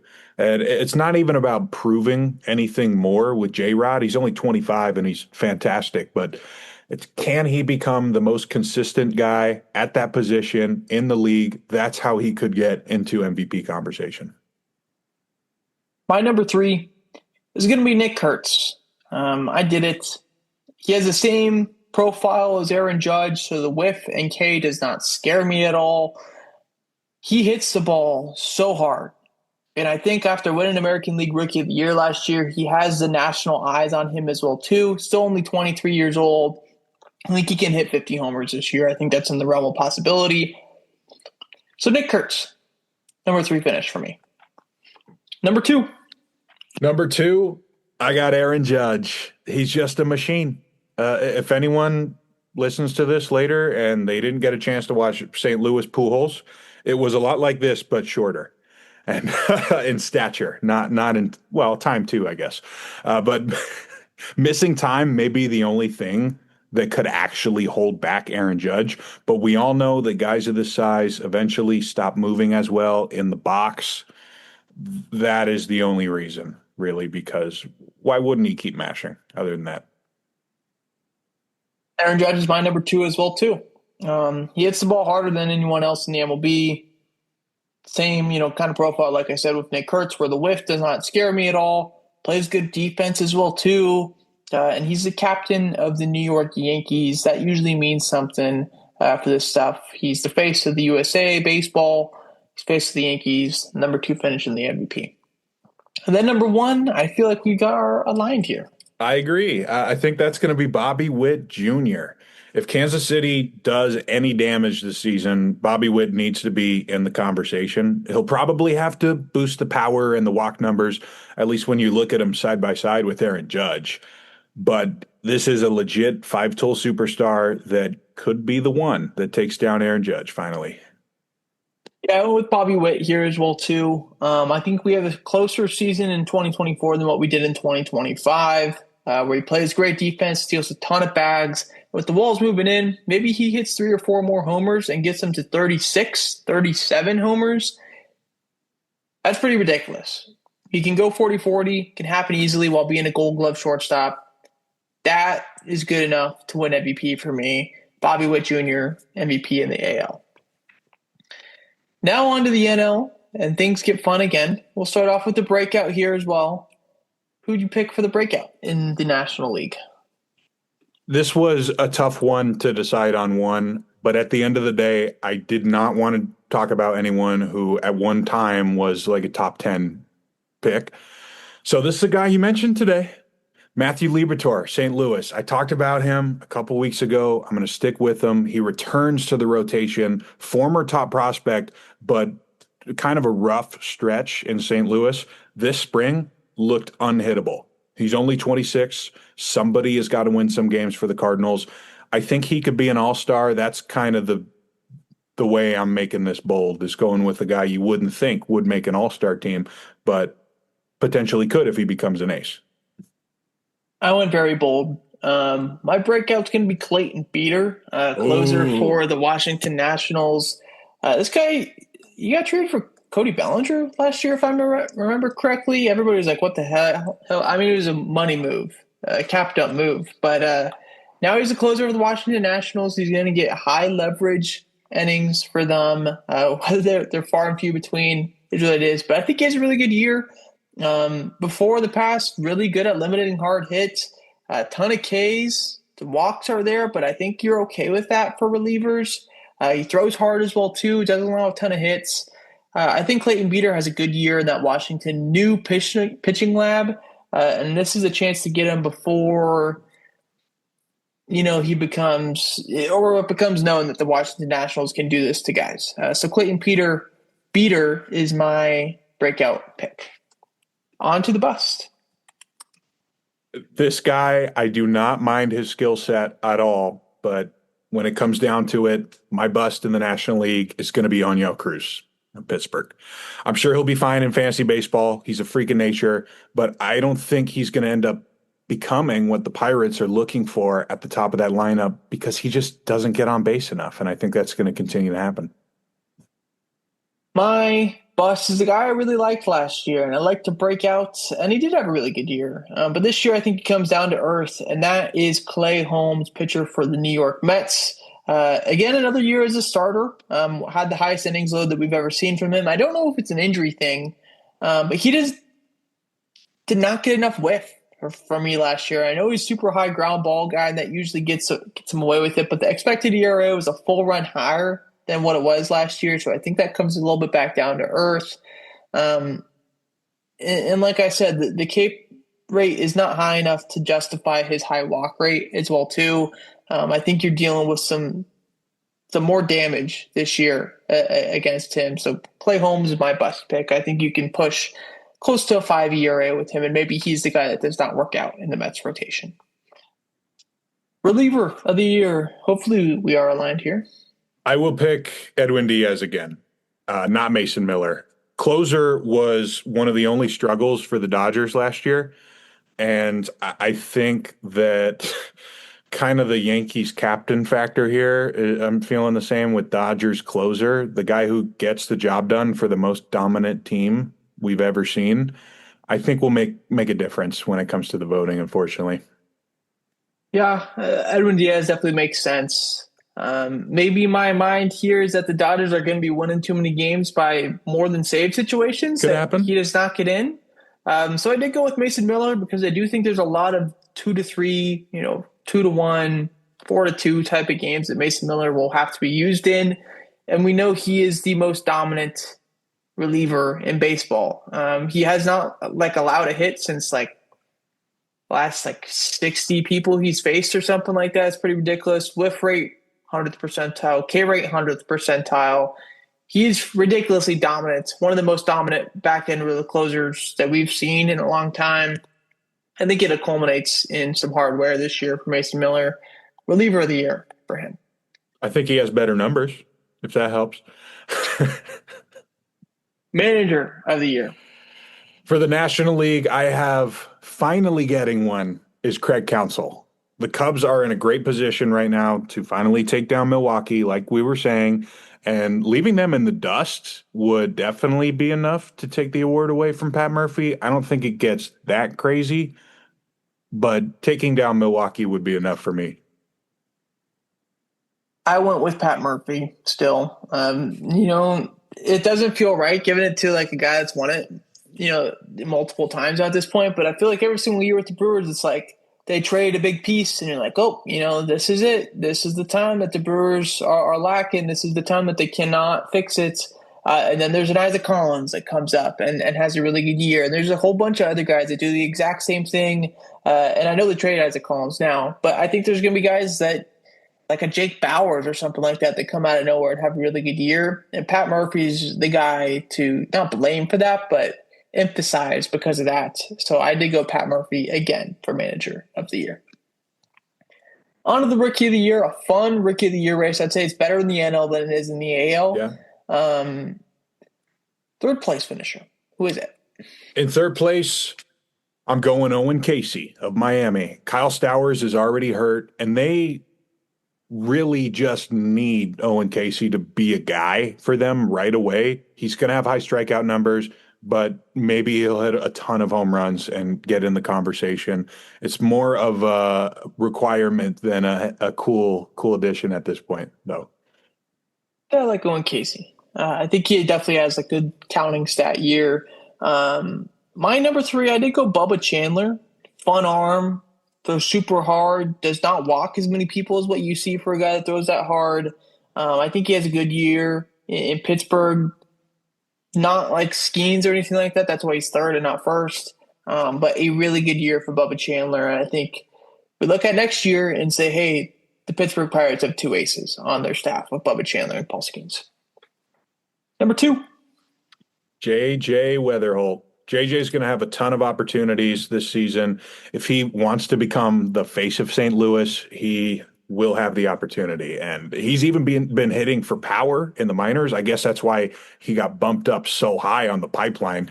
And no complaints. No complaints. This guy's going to be a monster probably, and by far the best hitter that they have. My number two, there's a hitter for me here. I went Carson Bench. Got the opening day roster spot for the New York Mets. I think this guy, with how he hits the ball so hard and the ability to not strike out a crazy amount as well too, I really like. I think he has a good year for the Mets. I think this is a guy that pushes near 800 OPS, 20 plus homers. And if you do that in New York, and for a team that we expect to probably be the first place team in the NL East, I think it's good enough to get number two. Number one, the winner of the NL Rookie of the Year is who? Carson Bench was a very interesting conversation I had with myself all morning deciding this, but I am worried maybe they would get impatient if something goes wrong. So I'm going with his teammate, Nolan McLean. He's got all the tools to be an all-star level starter right away. And based off of what we saw last season, I feel like I can't pick against him. Yeah, I went Nolan McLean here as well too. I think this guy is a legit ace in the MLB. I think what we saw last year, maybe not a 206 ERA, but I think he pushes something similar to that in the twos, high K rates. The stuff is really, really good, and it's very unique as well too, coming from a low arm slot. McLean's going to be a guy that we talk about for a long time. He's going to be really good. My Rookie of the Year pick as well too. The Cy Young, a third place finisher, is who? Christopher Sanchez of Philadelphia. Man, some great choices here too, but I think Sanchez will have his number called a lot more often this year than someone like Yamamoto. Spoiler, it's not on the list. Amazing control. He's only getting more and more experience, a year removed from leading all of these guys in WAR last season. So I can't see that dropping off too far. How much do I like Noel McLean? I like him enough that I put him as my number three guy in the Cy Young. I think, like I said, he backs up his really strong rookie campaign. He was good in the WBC. This is a guy I love watching pitch as well, too. The stuff is just, it's very legit. And I know Yamamoto can get there. I know there's a bunch of other guys that can get there as well, too. But I did have Nolan McLean as my number three. Number two. You know, I think you're onto something there, Kyle, with Nolan McLean. Ceiling is incredibly high, but I went with his teammate, Freddie Peralta. I don't think it hurts that he's moving to New York from Milwaukee, and he's a guy who has 7 straight seasons of domination, and I think at some point he's going to be recognized. Yeah, I like Peralta as well, too. He's probably a guy I have finishing within the top 5 to 7. My number two is where I did put Christopher Sanchez. Really good year last year, over 200 innings as well, too, which I don't think has been talked about enough. Limits hard contact well, ton of ground balls. Like, he makes it very easy on his team and himself to get outs. I think that's why you saw him pitch 200 innings last year. I think that's why he can do it again this year. And if he does at the same rate that he did last year, I think a second place finish totally makes sense for Christopher Sanchez. And then the winner. I'm leaning Clayton Beeter. Oh, yeah. Okay, that's a breakout right there. Yeah. Paul Skeens is the best around. I'll pause right there. All right. Yeah, Paul Skeens, my pick as well too. Um, the comparison between him and Skubal is interesting because I don't think he's as dominant as Skubal, but Paul Skeens is probably the most complete pitcher that we've seen in 20 years because he throws 8 different pitches and they're all like plus, plus, plus pitches. His ability to control something that he throws the eighth most out of any of these pitches is just ridiculous. He throws it so hard. He strikes out a ton of guys. He doesn't walk people. Um, Him versus Skubal is a conversation for another day. But Paul Skeens and also Young for me back to back. If he posts another year of under a 2 ERA, I mean, you can't make this shit up, man. He's legit. Mm-hmm. MVP 3 is who? We'll pick back up with the Paul Skeens conversation. Didn't want to give away too much. But yeah, I mean, he threw like 6 elite pitches, and now he's adding even more to the arsenal, like you were saying. And with one player in the NL being a complete alien, my strategy becomes how do I guarantee someone with MVP votes here? Paul Skeens hasn't gone above a 2 ERA in his career yet. So we're talking Pedro and Clemens type resume right now. Paul Skeens is a 3. I like that. My number 3 is going to be Kyle Tucker. First year in Dodger Blue. He had a good year last year with the Cubs, but I think he was a little bit more hurt than what was let on from the 600 plate appearances that we saw from him. I think he OPS is in the 9s again this year. I think he has a super good season with the Dodgers. He's getting pitched to. This is a guy who usually gets pitched around in lineups. With him getting pitched to, he's going to be able to do a ton of damage. Not as high as his teammates, who we assume will be number 1 here. But Kyle Tucker, number 3 for me. Number 2 in the NL. Number 2, Juan Soto. He started off so poor last season and still ended up with video game numbers. Soto is the second most dangerous lefty in Major League Baseball. I do think he's a guy that could also, and I know we're not talking about the future necessarily. We're talking about MVP right now, but a guy who could age very well moving back to left field, something that I guess isn't talked about as often with people who don't realize the difference. But anyways, I'm getting off topic here. Juan Soto's number 2. I expect him to come right back and mash. Yeah, Ted Williams 2.0, number 2 for me as well, too. Now he steals bases. If he gets to 40 stolen bases, like him in the top 3 is a lock. There's a guy that's number 1 that's a bit different than everybody else. And that number 1 is, of course, Shohei Ohtani, son. I mean, dude, he just threw 4+ innings, 2 hits, and has he thrown that much in like 2 seasons yet? He's doing again, off topic. Shohei Ohtani is an alien. He's the best player we have ever seen in our lifetime. If he's healthy, even if he's just hitting, he should probably win. He's also going back as a starting pitcher. Madness. He should win it every year. Yeah, I'm going to keep it short for the sake of time. Shohei Ohtani, NL MVP, best player that we will ever see in our lifetime. All right, on to a quick segment here. Our playoff teams, before we get into the playoff brackets, just so we can nail this stuff down. Give me the 1, 2, 3 seeds in the AL, so the division winners, and I'll give you mine, and then we'll go into the wild cards. Okay. My division winners in the American League, Toronto winning the East, Seattle in the West, and Detroit in the Central. Is that 1, 2, 3 as well, 1, too? 2, or 3. It's Toronto? Okay. Yes. My number 1 seed in the AL, the Detroit Tigers. I think they're playing an easier division. Makes sense for them to win the most games. Seattle Mariners are my 2. And then the Toronto Blue Jays are my 3. So we are aligned there. Okay. The 4, 5, 6. All right. 4 will be Boston. 5, the New York Yankees. And 6, Baltimore Orioles, all from the East. My 4 seed is the Baltimore Orioles. I think they have a really good year and get there. 5 seed is where I put the New York Yankees, probably down stock a little bit from what most people have them. But I think we were both aligned there in the 5. And then the 6 seed, the Kansas City Royals make it over the Boston Red Sox for me. So the only difference that we have is Boston and Kansas City. And I had Boston as my 7 seed, actually, with the A's as the 8, because I got bored and did all 15. I'd probably be KC. Yeah. On to the NL. 1, 2, 3.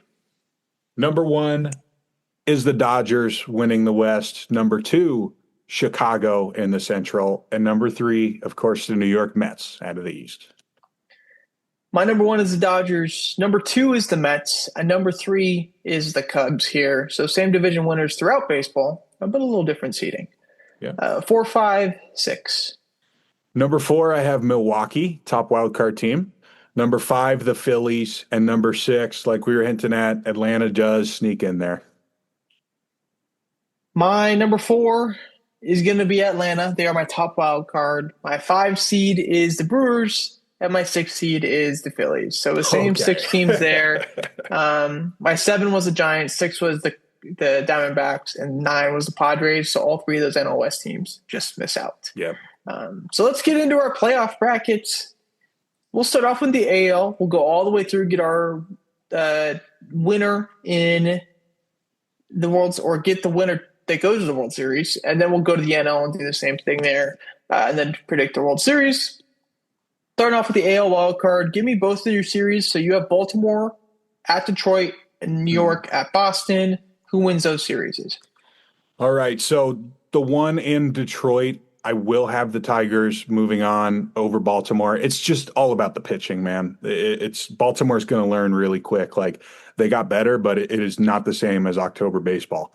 And 4-5, Boston, New York, a rematch. I think Boston does have the starting pitching that they didn't have last time. And even though the rookie was great in their game against New York, they still lost. They didn't get it done. So Boston gets it back this time. My matchups are a bit different. Kansas City at Toronto. I have Toronto winning in 3 games. I think it's a good series. I think you can go both ways. Both teams have good starting pitching, but I think Toronto's lineup might be a little bit better, and their bullpen could be a bit better as well, too. 5 versus 4 is where I have the Yankees at Baltimore. Not enough to take down the Yankees, though. The Yankees win in 2. Rogers and Bradish, if those guys are there for Baltimore, I don't think are better than what we see from Fried and Garrett Cole, Carlos Rodon, Cam Schlittler, whoever is that second guy. ALDS, you have Detroit at Seattle, which we saw last year, and then we're not at Seattle, but the higher seed Seattle, and then Boston and Toronto, with Toronto being the higher seed. Yeah, I'll start off with the number 1 seed, Toronto, facing Boston. I think that we'll know if or when Boston becomes a real threat. I don't think it's going to be this year. I think Toronto would beat them in a series, probably pretty easily if they got the host most of the games. 2-3, though. Seattle, Detroit. Skubal and Framber could cause some serious chaos for Seattle. I just don't see the same vision with this Tigers team, so I went with Seattle. My ALDS matchups are Toronto and Seattle, and then New York and the Detroit Tigers. I'll start off with the 3-2 Toronto, Seattle. I have Seattle winning in 4. I think the starters there are just a little bit better. It's not going to be a team that has faced anything at that point in the playoffs. I think it helps them. You have your clean 1, 2, 3, 4 starters there versus Toronto's not makeshift, but a little bit worn bullpen at that point. On the other side, I have the Yankees versus Detroit. This series I think would be fun. It's a bit different of 2 teams. I have Detroit beating the Yankees here in 5 games. It's not just Skubal anymore, man. They have Framber, who you can trust in a playoff start, and whether it's Jay Flair, probably not Verlander at that point, but a lot of different guys you can trust, and that they'll probably add at the deadline as well, too, knowing this is likely Skubal's last chance on the team, and therefore their last chance with this title window. ALCS, you have Seattle and Toronto, so boring pick, same thing that we had last year. I had Seattle at Detroit, which we saw in the ALDS last year. Who is winning the pennant in the AL? In the rematch, I will go with Seattle in 7 games. It's just so hard to repeat. You need to somehow pull out all the same magic you had from a year ago. Seattle is due. That's a bit of an understatement. They just have so many options they could go to, so many trade pieces, so many guys to call up, so many guys to experiment, I guess, that team too. Seattle can do whatever they want. My MVP will be Julio Rodriguez in the seventh game, and they're going to their first ever World Series in my simulation here. I have one seeded Detroit versus two seeded Seattle. I have Seattle winning this series as well. They win in 6 games. Maybe you can make a case that, hey, Detroit should win this. They probably got better in the offseason than what Seattle did, and they were, a base hit away from winning this series in the ALDS last year against them. But that's not how baseball works. Things are a bit different. I think Seattle makes moves in the deadline to get better in the lineup as well, too. So Seattle wins the pennant in the AL for the first time in their history, which sends us to the National League side. The 6 versus 3 for you is Atlanta versus the Mets. 5 versus 4 is Philly versus Milwaukee. Yeah. Give me those series and who wins. I have the Mets taking down Atlanta. The Mets are much more prepared for chaos this season. Sure, they got their issues in the lineup, but I think they're much more prepared than Atlanta. 4-5 is interesting, though. Milwaukee, Philly. I know we kind of had a different order on our wild card teams. Philly's lost a lot. Milwaukee, to me, is just a lot more exciting. I'm going to go with Milwaukee in the wild card. My 6 versus 3 is the Philly 6 seed versus the 3 seeded Chicago Cubs. I have the Phillies winning that in 3 games. Zach Wheeler should be for surely healthy by then. You also have Sanchez and Luzardo likely starting games for you, or Painter if things somehow work out really, really well there. I see Philly as a team to win that series. On the other side, Milwaukee versus Atlanta. I want Milwaukee in 3 games. The starting pitching, maybe not as high names, I'd say, for Milwaukee here, but I like the bullpen. I like the lineup. I think Milwaukee maybe takes a bit of an upset here to win against Atlanta. In the NLDS, you have the Cubs versus the Mets and Milwaukee versus the Dodgers. Give me what you got. All right. Well, I'll start this off with the rematch of last year's series in the NLCS, Dodgers and Milwaukee. I got to go in just like last year. Not enough firepower to keep up with the Dodgers. Sorry, guys. Maybe next year. The other game, though, Chicago and the Mets. Talk about a chess match. Imagine how many relievers would be used in this series. I did take the Mets over Chicago, though. I, once again, just feel like there's a little more firepower with this Mets team, and I'm going to trust their pitching when it comes down to it in the postseason. I have a 6 versus 2. The Phillies versus the Mets NLDS matchup would be a fun one, but I do have the Mets winning in 4 here. We saw a series actually a couple years ago, which is pretty fun. Lindor, obviously, with the big grand slam in that series, was the big moment off of Carlos Estevez, if I remember correctly. I did go with the Mets in 4. On the other side, Milwaukee versus the Dodgers. Milwaukee's a fun team, but there's levels to this. And the Dodgers won in 3 games. They sweep the Brewers for the 2nd straight year. NLCS, the Mets versus the Dodgers, we are aligned here with the same seeds as well, too. Yeah. I mentioned earlier that this could be the first of the elite Mets teams that we see during this regime. I just think it's just a little bit too early for LA right now. I have Kyle Tucker as my MVP of the series. They're going to have a hard time getting everybody out. Somebody's got to come through for the Dodgers, and it's not their time to lose yet, unfortunately. Yeah, NLCS, Mets versus Dodgers for me as well, too. I see an avenue where the Mets can win this series, but the Dodgers have the better starting pitching. They have the better bullpen. They have the better lineup. It's just tough. So I did go Dodgers as well, too. In these early season predictions, it's so tough to predict upsets. And it's going to be very tough to upset the Dodgers in general. So Seattle, LA in the World Series for both of us. Man, I thought I was crazy for doing this. So doesn't this happen every year, though, with us? It's hilarious. Yeah. I think we had Boston as like a 6 seed both go to the World Series last year.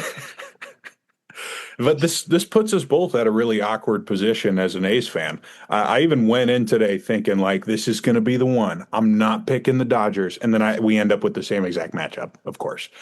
The laws of baseball say that I cannot pick Seattle here. And that means LA gets a three-peat in that situation. But you know what, dude? The Dodgers have been like on the most outrageous stretch of our entire lifetime. They keep everybody on fire and healthy. Then why wouldn't they deserve to get it for a third time? I think Shohei's only missing one thing from his bookshelf. It's the World Series MVP, and I have the Dodgers beating Seattle in 6. Yeah, same series for me. I mean, Seattle's a really good team. Like, there's nothing that you can say against that. I think you look at their roster, and it's a super complete team, probably the most complete team in the AL. That's why they're in the World Series for both of us. They probably add through the deadline as well too. The Dodgers likely do the same thing, and they're just better. And like, there's no longer the excuse with the Dodgers that they haven't done it. And that's always the reason why you could be okay with not picking them in 2021 or 2022, because outside of that COVID year, they hadn't won a World Series. They've always found a way to choke. Now they're back-to-back World Series champions, and I don't see too many routes where they're not, three-peating. And that's why I did it. Dodgers won the World Series again in 6 games. World Series MVP, not going to be Shohei. I have Will Smith here. Big hit last year, didn't get the World Series MVP. I think he has another good World Series here. So on to the Layups Bowl predictions, because we don't have anything in the second half. Dodgers World Series champs for both of us. Layups Bowl predictions, it was rough for us last week. The only thing that's still alive is I had the Duke to the Final Four. Still alive, of course. Wasn't pretty, but it's still there. Skyler had SMU -6.5 versus Miami, Ohio on Wednesday. Miami, Ohio lost that game, but they won? Mm-hmm. SMU choked. Why was I tripping? Oh, this was the first 4 games. Yeah, first That's 4. What it was. First 4. Yeah. Okay. Yeah, my bad. I was like, I don't really remember that. This week, Detroit Tigers over the San Diego Padres on opening day. Scooball starts, you pick them to win. It's that simple. San Diego Padres, bad lineup. I don't see them scoring more than like 2-3 runs here. Maybe it's superstitious, but I did not go opening day on my picks. I want to see what happens first. Luckily, we do have some very important college basketball games, too, that you could flip to if your baseball team's getting blown out. Number 2, Houston. They're a 3.5-point favorite against number 3, Illinois. Neither team has been tested. I could see Houston blowing them out. Kingston Flemings has been great so far. Also could be a good game. Either way, I like Houston. They were one of the teams I did have going to the Final Four. Last week, bold prediction, I had Hofstra in the round of 32. They do not make it to the round of 32. They lose to Arkansas or Alabama, one of the 2A SEC teams. I forget which one it was. Skyler had Akron over Texas Tech on Friday, +270. That did not happen. Texas Tech, they're not still alive, though. They got out, right? They got killed by Alabama the other day. Yeah, that's what I thought. This week, I went with slightly opening day because it's Friday, which is not technically opening day, but it is opening day for these two teams. The Colorado Rockies and the Miami Marlins. The Rockies get one of their less than 54 wins this season, or less than 55 wins this season on opening day against the Marlins. Should be about +200 something. I don't think Sandy pitches well this year for the Marlins. Colorado, I don't trust Kyle Freeland a ton, but I think they have a good offensive day, and they take down the Marlins in opening day. Okay. One last March Madness game to talk about. They're not really good on the bowl predictions from either of us, but the good thing was none of the teams we picked against did anything. They all lost immediately, so that's okay. I actually did have Iowa on one of my brackets, so I'll take it. It was the chaos bracket, but I'll take it. I have them beating number 4 Nebraska. Super close game against Vandy. I was so mad. The only team I have missing from my Elite 8 on the podcast bracket is Vandy because of frickin' Nebraska. So I'm going with Iowa to take them down. I believe that game is on Friday night. Iowa versus Nebraska in the Sweet 16. Crazy. Well, how did we get here? What happened to the game I love? This is ridiculous. But that'll do it for episode 286. Next week, 287, we'll probably have like some overreactions from the first week of the year. We usually do that in the first couple weeks. Maybe an MLB power rankings, something that we haven't legitimately done this year yet, of course. Talk about who's hitting 900. Yeah, stuff like that. But that'll do it. Next week, like I said, all that stuff there. Any closing remarks? Friday, A's, Jays. Let's just compete a little bit. Let's score some runs. I'll be happy. Yeah, A's very tough. First 15 games at Toronto, at Atlanta, home versus Houston, at Mets, or at Yankees and at Mets. Let's go 6-9 to that stretch, and I'll be okay. Just don't have double-digit losses. Anything more than that, if we're over 500 through the first 15, I'm shouting playoffs from the top of every single mountain that I get to. But we'll talk before then, but we will talk after then as well too. We'll see you guys next week for episode 287. Anything else? Everybody have a good season. We talk so much baseball, and I'm just ready for it to start. Let's go. Starts tomorrow on Netflix. Let's go. Netflix. Netflix. Freaking Giants.